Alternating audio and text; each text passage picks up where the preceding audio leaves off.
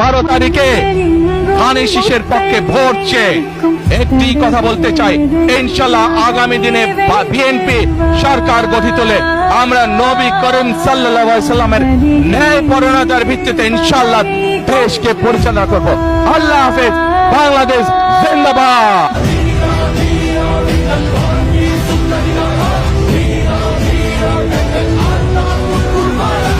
দেশকে পরিচালনা করব।